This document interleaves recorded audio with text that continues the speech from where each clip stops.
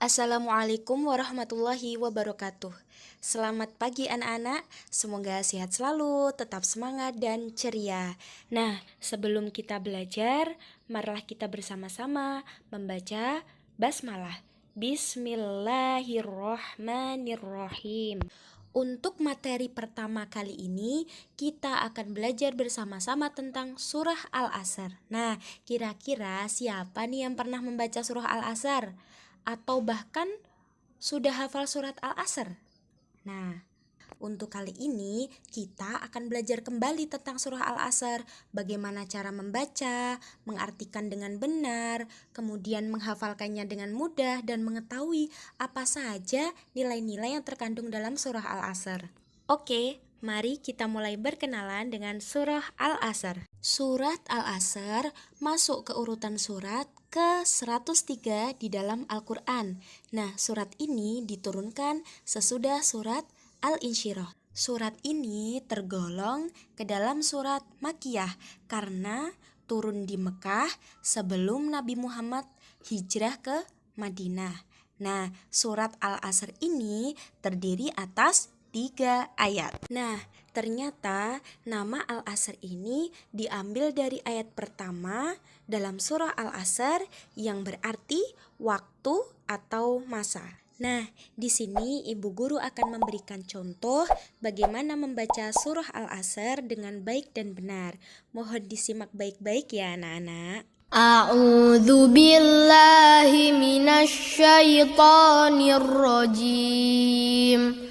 Bismillahirrahmanirrahim. Wal 'asr innal insana lafi khusr illal ladzina amanu wa 'amilus solihati wa tawasau bil haqqi wa tawasau bis sabr. Nah, itu tadi contoh cara membaca surah Al-Asr dengan baik dan benar dan bisa ditirukan oleh anak-anak kemudian dihafalkan. Nah, kemudian untuk selanjutnya berkaitan dengan surah Al-Asr ini, ternyata kebiasaan orang Arab pada masa turunnya Al-Quran itu ketika berkumpul pasti mereka membicarakan tentang berbagai hal. Nah, salah satu yang mereka bicarakan itu tentang waktu dan masa. Orang Arab pada waktu itu ketika mereka berhasil, mereka akan mengatakan bahwa waktu itu baik. Tetapi sebaliknya, jika mereka gagal, mereka mengatakan bahwa waktu ini sial. Padahal Allah itu tidak pernah menciptakan waktu yang sial. Semua waktu itu baik, tergantung bagaimana kita memanfaatkan waktu tersebut. Nah, selanjutnya Bu Guru akan memberikan mufrodat atau arti perkata dalam surah Al-Asr. Nah, dalam surah Al-Asr ini Ibu Guru mengambil ada 12 kosakata. Nah, 12 kosakata ini bisa anak-anak pahami artinya dan kemudian dihafalkan ya.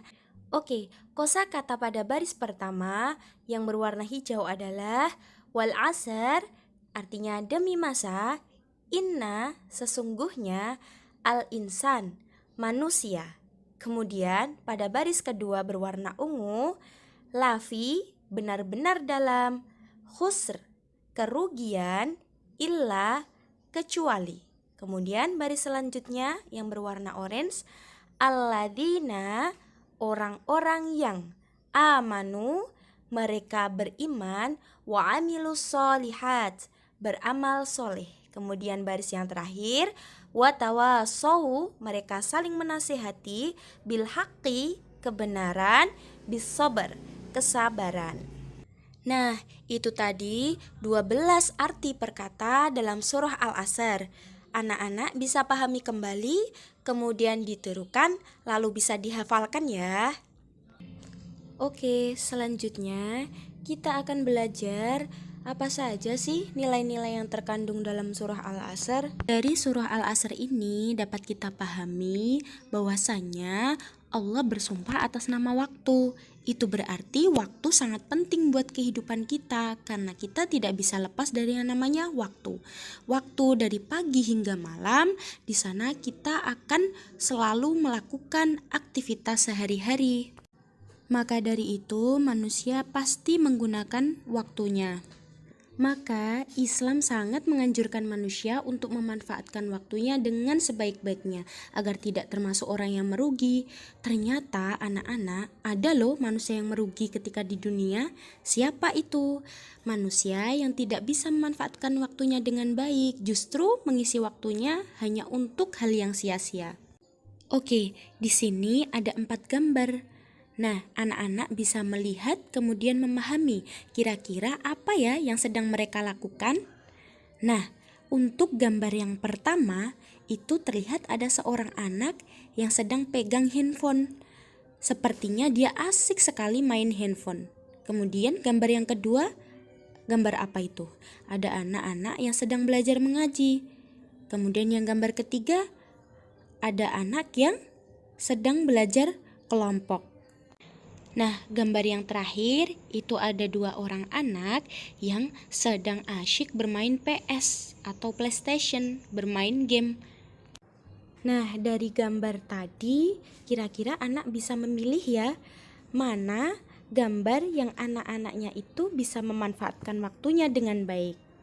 Kira-kira gambar yang mana? Betul sekali, gambar anak yang sedang belajar mengaji bersama dan sedang belajar kelompok. Nah, mereka bisa memanfaatkan waktunya dengan baik dan tidak menyia-nyiakan waktunya untuk bermain game.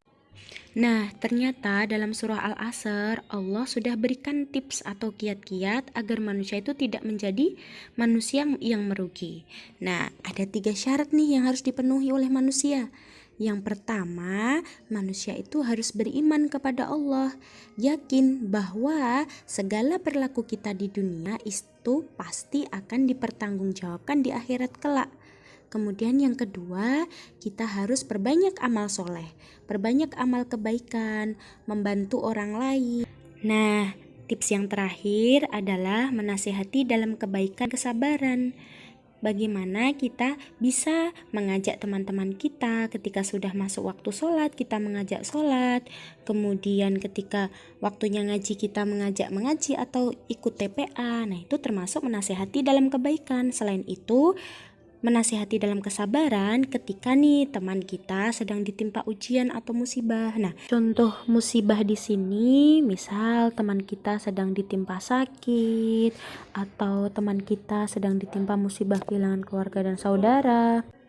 Nah, maka kita sebagai teman yang baik atau sesama saudara muslim, kita punya kewajiban untuk mendoakan dan menguatkan teman-teman kita untuk bisa bersabar dalam menghadapi setiap musibah yang datang.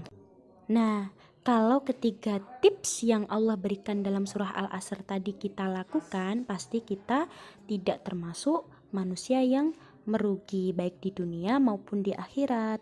Oke, mungkin cukup sampai di sini materi yang Ibu sampaikan. Semoga materi yang Ibu sampaikan bisa bermanfaat buat anak-anak dan yang paling penting berusaha untuk diamalkan dalam kehidupan sehari-hari ya. Semoga kita semua tidak termasuk manusia yang merugi nanti. Amin. Oke, terima kasih anak-anak atas perhatiannya. Walaupun di tengah pandemi tetap harus semangat belajar walaupun di rumah. Terima kasih. Wassalamualaikum warahmatullahi wabarakatuh.